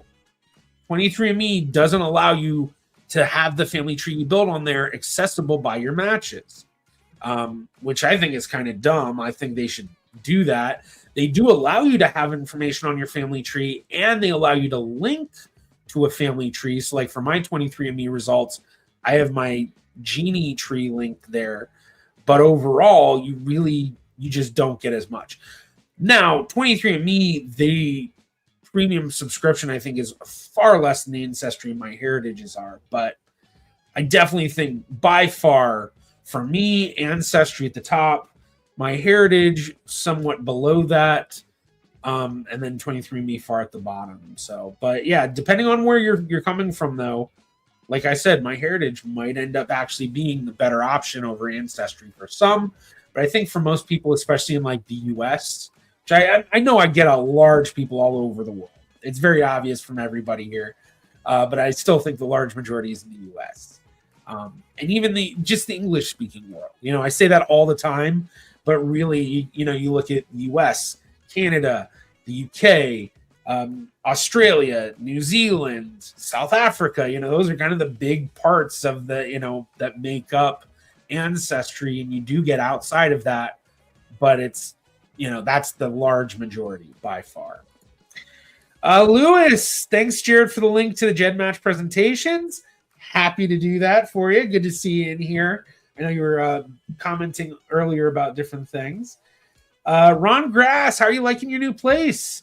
I'm liking it pretty good. I mean, the big thing is that I have a nice big backyard that's fenced in, so I can just let my dogs out back. I don't have to walk them 3 times a day. I've been trying to do a couple of days where like I don't even walk them, just like go out back, let's hang out back, go to the bathroom out back here, and then I still walk them obviously, but it's like I'm trying to do like walking them every other day sort of thing, because the backyard's huge. So I got them some new toys, throwing that for them, and now it's like their favorite toys. It's so funny. And then I mean, just overall, the house has been great. Location's a lot better. I'm a lot closer to stuff where I was before. It was like 10, 15 minutes drive to get to anything.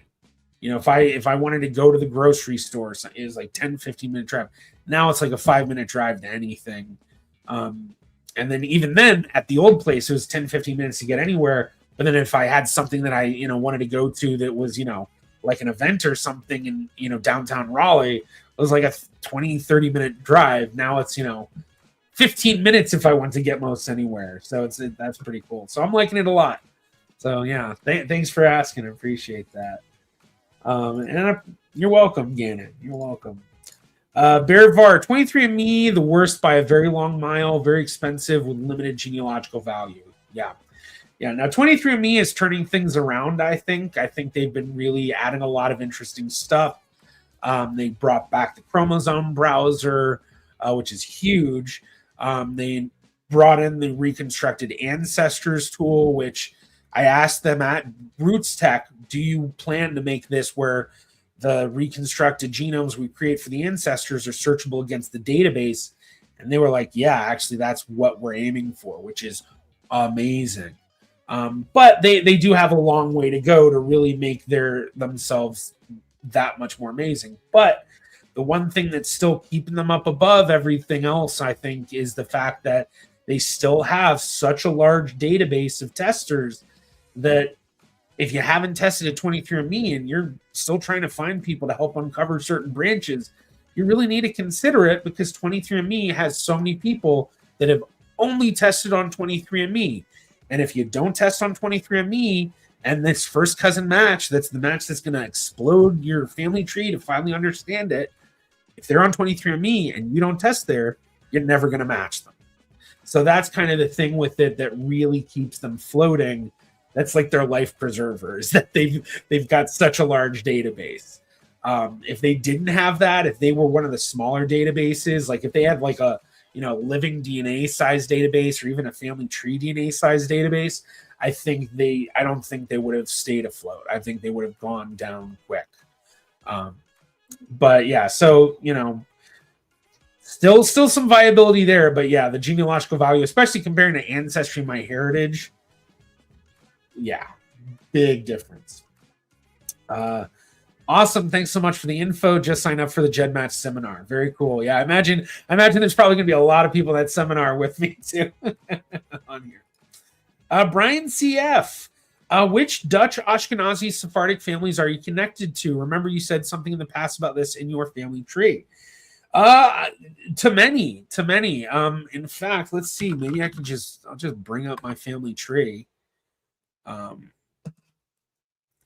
me need to do some authentication and such.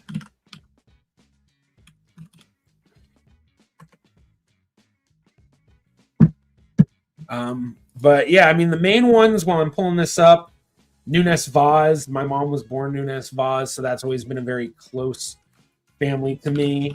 But then the Moscow family on my Ashkenazi side is my closest Dutch Ashkenazi. And then from there, I'm just getting the tree up, but from there, Sephardi side, I'm Robles, Lopez Diaz, Senior Coronel, Enriquez Pimentel. All right, we're going to do descendants. Here, we'll do this. Now, I will say with Jeannie, I haven't checked the tree in a bit. So, every once in a while, I have to look through my ancestors, make sure someone hasn't gone in and screwed something up. So this, whoa. Okay. Let me Let me double check something real quick. Okay, I think I'll show it from here. Wait, no, yeah. Can I show that? No. All right. We're just going to show it from here. Hopefully this will be good. All right. So my great grandfather Morris Nunes Vaz, he was the last fully Dutch Jewish ancestor of mine, where both of his parents were Dutch Jewish. His father was fully Sephardic Jewish, and then his mother was mostly Ashkenazi. She was 1/8 Sephardi. So when we look on the Sephardi side, just to go through some of the surnames, Espinoza, which, oh my gosh, I hate when people go in and do this. So stupid. This is this old school making it like all capital letters. Always annoys me. So Espinoza. Now this is not the same family as Baruch Spinoza, but if you go and watch the John Berman CNN family thing that he did, where he goes and looks at his Espinoza line, it's the same Espinoza line. It traces this line traces to Zale, Morocco. Then we have the Enriquez Pimentel family. This is a line that traces to my royal gateway ancestor, Juan Alonso Pimentel, the 5th Duke of Benavente. We also have the Mendez Chumacero, the Drucker. Now, Sarah Drucker, we don't really know anything about, and Drucker, or at least we don't know anything about her origins. And Drucker is a name that, in my experience, I find more in the Ashkenazi families. But then we have Ramos, Montesinos, Brendao. A lot of variations on how to spell that name. Robles, De Lima, De Castro, Osorio, Lopez Diaz, Levi Montesinos, Senior Coronel, Querido, and then Nunes Vaz being kind of like my big one. So those are the main names. So not sure if any of those stand out for you, but yeah, I'd be interested to see if they do stand out for you at all or not. So yeah. All right. That's a waste of time to even go on 23andMe then, in my opinion. I don't think it's a waste of time. I think it's got its use more than anything in its large database. And just like I said, it's one of those things where if that one tester that you need to uncover your family tree only tested on 23andMe and is not willing to test anywhere else, you have to test on 23andMe to get that match. So you just never know who's there. So it's that same idea of, casting the widest net. The more matches you can catch, the more chance that you'll find a significant one. Is MyHeritage better than Ancestry for Syrians? My test just gave me 97% Levant.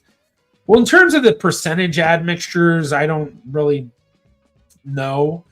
But I would honestly say I'm not sure. It's possible. The thing that MyHeritage really did that set them apart from the other companies was as soon as they started offering DNA, they made distribution services around the world. And that made it so that people around the world could more easily order their kits, their DNA kits, than any of the other websites. So MyHeritage now has their database with the largest contingency of these non-English speaking countries. But the biggest contingency in my experience has been Eastern European, Balkan, and Baltic countries, Central European too, and then South American countries. But also other countries as well. So I don't know if that would apply to Syrians. So it's possible, but I don't know if I'd necessarily say better. Yeah. PL Jones, Patrick, sorry late joining for Sevilla. Time delays in Spain. Well, hope you're having a wonderful time in Spain. Glad you're spending some time with us while you're on hanging out in Spain. I wish I could be in Spain right now. That'd be great. Yeah, Ron, nice congrats on that. I recently moved as well, but I've been at my mom's since March, having health issues. Sorry to hear that. Can't wait to be in my new place, a new area. Was at my old place 22 years, wanted to change. Yeah, I was at my last place for a long time, 13 years, I think, and I've been wanting to change for years. So it feels great. It's like a new chapter, new chapter, new chapter, turning the page. Um, Yeah, at Ancestry DNA, I've identified my connections with 31 relatives. At 23andMe, 22 relatives, almost all are different. So I agree with Jarrett that you should definitely test at 23andMe as well. By comparison, my heritage, 13 relatives, GEDmatch 7, and FTDNA only 3. Interesting. Yeah, I would actually say my numbers are fairly similar, except I do have a lot of matches on FTDNA. I'd probably say GEDmatch is my lowest number, and then Family Tree DNA, it might actually be a little bit higher than my heritage for me. So yeah, very interesting. Eve Creates, just got my DNA results. I'm 100% European. I'm half Jewish, and the rest is Northern European. I have quite a bit of Danish, which is 6%, but I can't find any relatives that are Danish. Have any tips? So the thing to understand is that even though it's giving you 6% Danish, it might not actually be Danish. When it comes to Northern European results, the admixtures really don't give you that succinct of a story. It gives you a very blurry image. And because the population groups of Northeastern Europe, or not Northeastern, Northwestern Europe more specifically, are so connected, that it makes it very difficult to decipher between them. So between, England and Ireland and Scotland and Denmark and France and the Netherlands and Belgium and Sweden and Norway and even Finland a bit, there's a lot of correlation as well, even within a little bit of other areas within Europe. But largely, that's what we see with a lot of folks. So when you get that Danish result, you have to take that with a grain of salt, even at a 6% amount. But the reason why you take it with a grain of salt is because you know that you're already coming from this Northern European. So that 6% Danish might not actually represent any sort of recent Danish ancestry in the past 300 to 500 years, but may actually be more representative of some sort of a connection to the present day Danish people, either through maybe you had distant ancestors where a big group of them went to Denmark, settled, and now a lot of Danish people have these DNA markers, or kind of the opposite, or maybe even a mixture of both ways. And so what that 6% Danish, the next time they do an update, that might completely go away. And that's what's happened for some people, Let's see, something I haven't pulled up in a long time, the white papers. So let's see, that's the October 9th white paper. Is that their most recent one? I feel like their recent update was more recent than that. Maybe it was October. But in the white papers, the white paper just helps explain what's going on. How are they coming up with what they're coming up with? So the ancestral regions, that's what we're talking about. And what you can specifically look at, they have a lot of different things that can be helpful in understanding what's going on. So you can see a PCA plot map of European. And so let's look for our northeastern or northwestern European. So that's going to be Ireland is these circles. Here we go, right here. You see this big jumble? That big jumble right there. Let's make that even bigger. This big jumble right here, these are all your Western Europeans. So we see red square, Wales. The blue circle, Sweden. The blue square that's all throughout here, Scotland. Let's see, the gray triangle is Denmark. So there's your Denmark all over the place. Gray circle is England. So you can see how they're overlapping each other immensely. And there is some variation. You notice down here we have a lot of the Ireland And then we also have the Wales. And then kind of more in the middle, we get a lot of that English. And then the Denmark seems to be more kind of getting up higher around here. And then all the way at the top, we've got that Sweden. So you can see how Sweden is much, a little bit outside of the Northeastern group, but still overlapping a lot. But then these orangish circles that seems to be a massive thing, which makes sense, is the Germany. So basically you're just seeing how there's so much overlap there to give an idea of why it's so difficult. But the other thing we can also look at, just to get an idea of more specific statistics for each group, is your precision and your recall. And this is something I've talked about a lot over the years. I actually haven't talked about it much recently.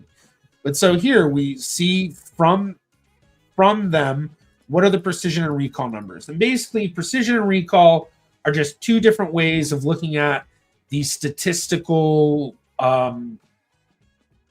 value of being able to identify that region for some ancestry. So let's see if I can precision recall curve. Let's see. This is it. This is the one I always do. So we go to Wikipedia. This is your precision and recall. So for precision, it's out of all of the positives that they've identified. So this circle, that indicates that all the positives. So like, let's say the positive, do they have Danish ancestry? So here's all the positives. Well, there's some that are true and some that are false. So your precision tells you out of all of the positives, how many are actually true. So, if there's 100 people and they identify 9 of them as Danish, but only 6 of those people were actually Danish, that's 6 out of 9. And then that's, 67.666666667% or whatever. Precision. Recall, on the other hand, is of all the true positives out of all of the what should have been positives. So out of that 100 people, let's say there should have been 15 that were identified as Danish, but remember, there are only 6 true positives identified, so that would mean that's a really low recall number. So that's how you get these numbers. And so when you look at it, we can see, let's see where Danish is. Danish. I was going to say Danish a bunch of times. No, it doesn't have. Huh. Am I just missing it? You did say Ancestry, right?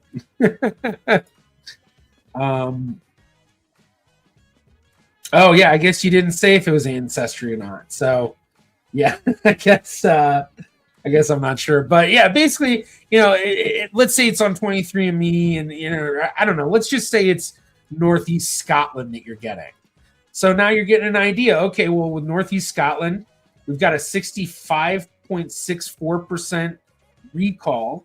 So that's telling me that it's okay. Out of all of the ones they're getting, So if I get it, and I'm not sure if I have Danish or here in Northeast Scotland, then I know, okay, there's a chance that even though they're telling me that I have it, there's a chance I might not actually.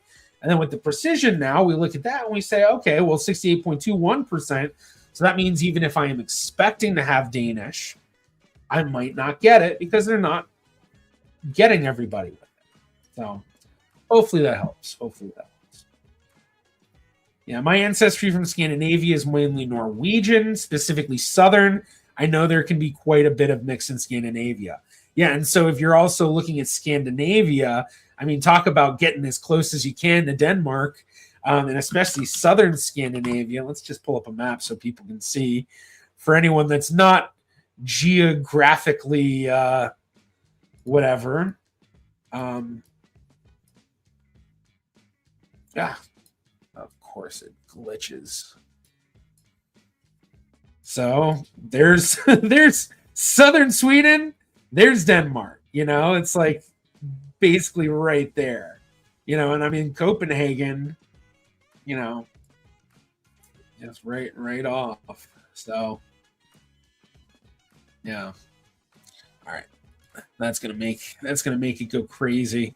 I know it's glitching out on my end. So yeah, so precision recall, this can just help you as you try to understand your admixture percentages. No direct match except for Saleh, Morocco, which my Azaleh ancestors came from. I'm sure if we dig deeper, we'll find some connection through my mixed Ashkenazi Sephardic father from Amsterdam. Oh, yeah, for sure. In fact, actually, I don't think. Okay, we looked at my Sephardi side. We didn't look at my Ashkenazi side, which also is Sephardi, too.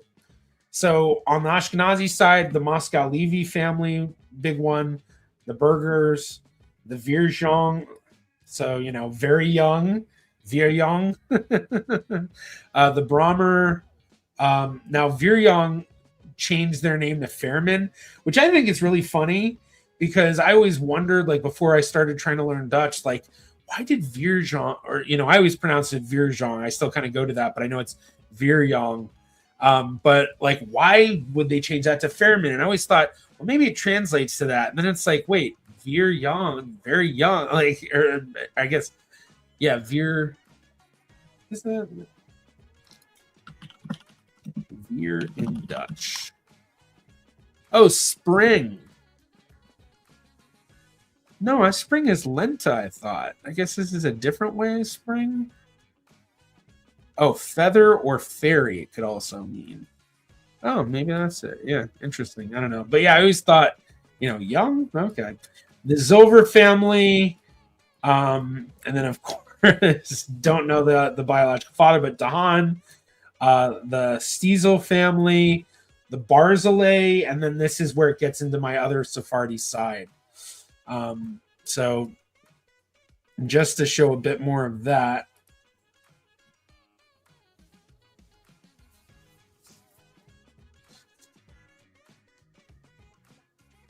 So you can see the Ashkenazi side.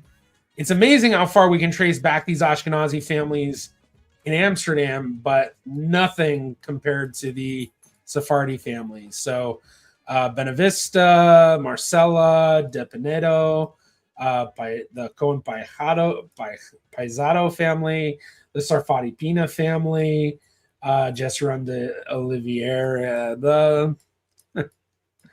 and then just to do it, just to show more on my Sephardi line. Let's see.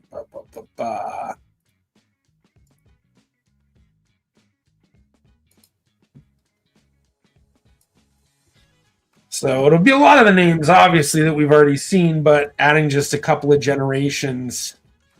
I've got the Diaguilar family, the Falsao family a couple of times, Enriquez Ferreira, the Namias de Crasto, the Belmonte family, that traces to Jacob Israel Belmonte, one of the founders of the Amsterdam community.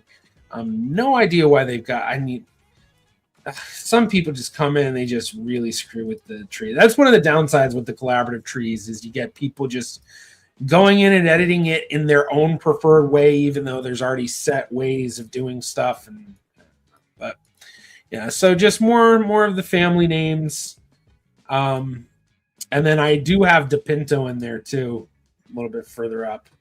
So yeah, I'm sure we're related in many ways. Eve Creates, love your videos, by the way. Thank you very much. I appreciate that. Oh, and it is Ancestry. Okay, interesting. So I wonder if the Danish might not be an ethnicity, and I wonder, is it one of the journeys? They have a Danish journey. No, nothing coming up. There was nothing.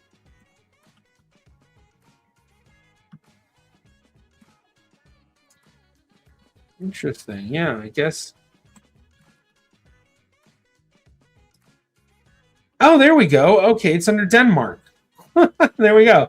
All right, so there you go. You got your percentages here. You got 84.44% recall, 63.96% precision. So certainly a possibility that even though you are getting that 6%, it might really just be your Swedish ancestry. Yeah. Clay's 60,000. I used to think these tests were fake, but I was surprised by how similar my ancestry and my heritage results are. The continental percentages are nearly identical, which is impressive because I'm triracial. Yeah, I feel like a lot of people think that these tests are fake, and it's largely just comes down to misinformation from people that don't know anything saying things like they know.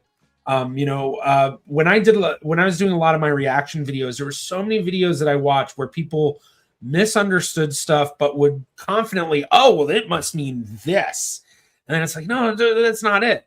And the other thing is people would focus so much on the percentages, which when it comes to the percentages, it's really all about the continental. That's where you get your highest confidence.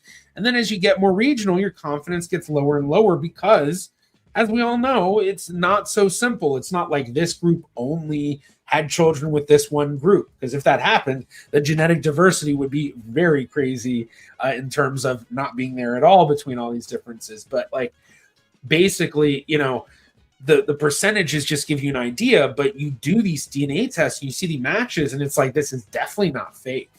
In reality, it's the percentages just are an estimation. And as long as people understand that, that should be fine. But I do feel like there are a lot of people like you were, where it's like, oh, these tests are fake. It's got to be fake, But yeah, they really work. They really work. Hey, Tay, good to see you. Ascertain, do you know where your burger family is from? Amsterdam. Huns there, yeah. Hun come out Amsterdam up the what would that be? Zeven, I don't know. Yeah, they've been in Amsterdam since the 1700s, probably 1600s, and that would be my maternal line, but not purely maternal line. Yeah, we were just looking at this is my Dutch or my Dutch family tree. So this is not Eastern European. They came from there before Amsterdam. Or I guess not really Eastern Europe, more German, Austria areas, but yeah. Sarfati, the architect, maybe, I'm not sure. My Sephardi lines are pretty far back there. But yes, D'Aguilar, Belmonte, yeah, all very common names. Yeah, Eve creates, when I got 50% Jewish, it was Ashkenazi Jewish. I was like really broad, and I hate how broad the platforms like are, but I like get it, because Ashkenazi Jewish is kind of mixes in all over Europe. Yeah, I honestly hated them saying it Ashkenazi Jewish, and I felt it's much better if they just say European Jewish, because there's actually a lot of difficulty in deciphering between Ashkenazi Jewish and Sephardi Jewish, and even sometimes Mizrahi Jewish in some of this, because there really is a lot of connection through those population groups genetically. So yeah, it's all very interesting. All very interesting. Let's jump here. Bervar, is there also a limitation in the crude assumption they use to define ethnicity by referencing testers who have the same 4 grandparents' origin? I don't know. It's my guess is probably, I know there's probably a lot of the older studies that they still use that went by this idea. And so for those who are wondering what's being asked here, basically when they create these population references of, you're this percentage Danish, what they're really saying is we've tested a bunch of present day people and we're defining them as our Danish testers. Well, how do they define that? They used to do that by just asking, were all 4 of your grandparents born in Denmark? Yes. You're now defined as this group. And that obviously is a very bad way to go about things sometimes, because you look at your grandparents and, all my grandparents were born in America, but you go back another generation and they're all come, or not another, but in 1 or 2 generations, and then it's from all over the world. So it's just that some of these tests, I think they are doing it more succinctly, but yeah, unfortunately, there's no real clean way to do this. You can try to get it as clean as possible, but yeah, I think most of us have experienced building family trees and having odd surprises pop up of, I didn't expect that there. Ascertain, so your burger line may have come from Austria before living in Amsterdam. I mean, maybe they maybe did, but it's kind of doubtful.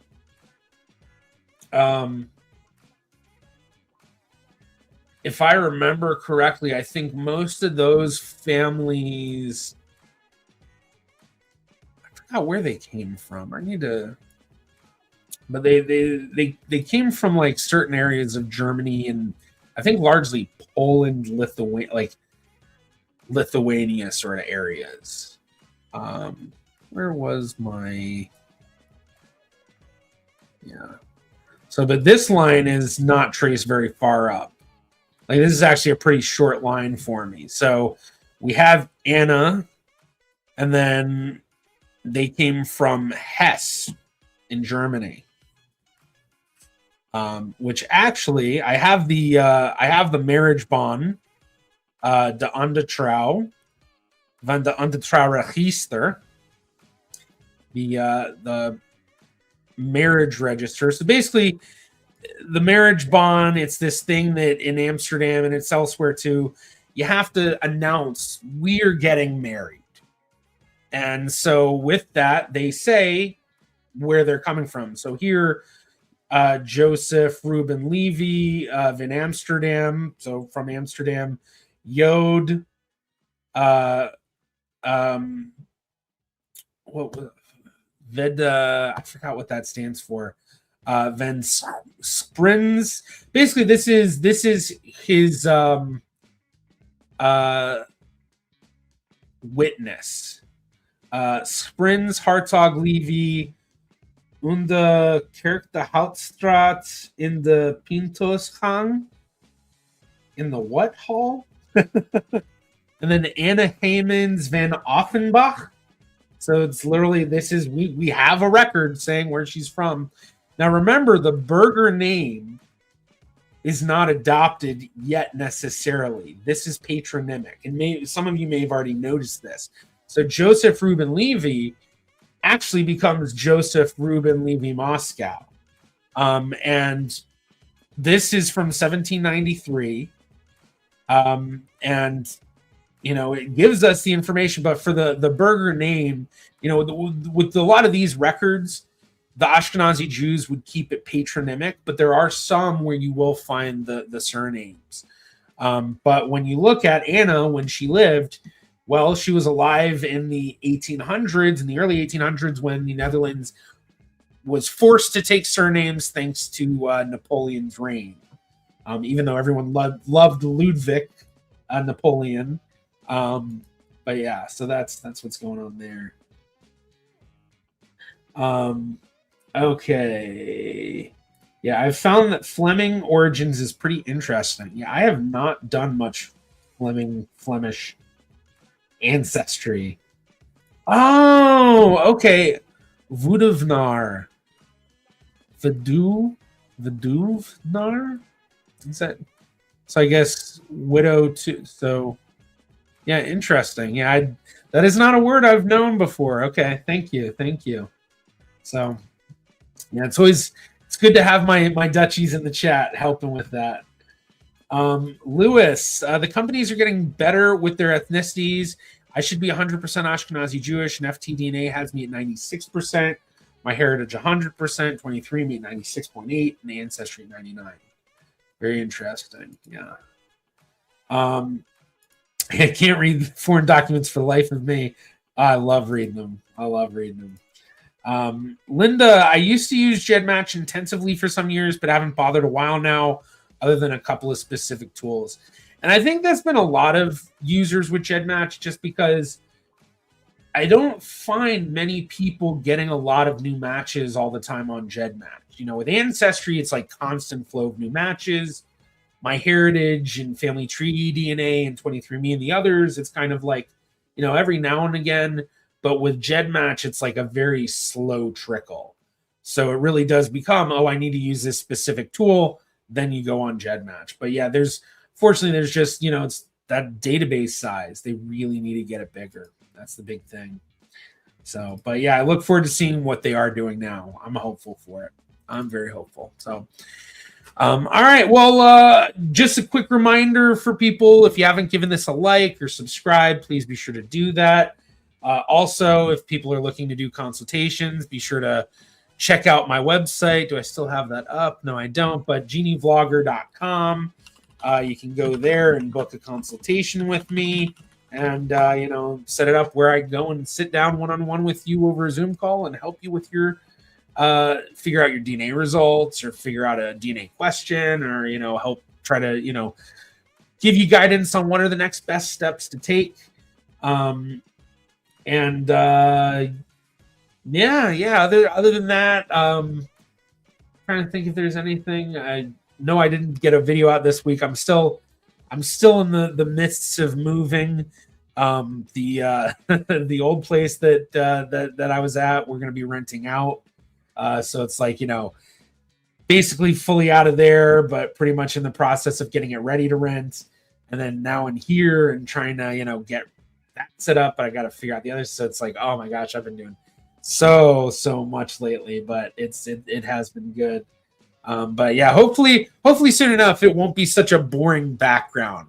Right now it's just very, I got my couch, I've got the window shades, which luckily match the couch color.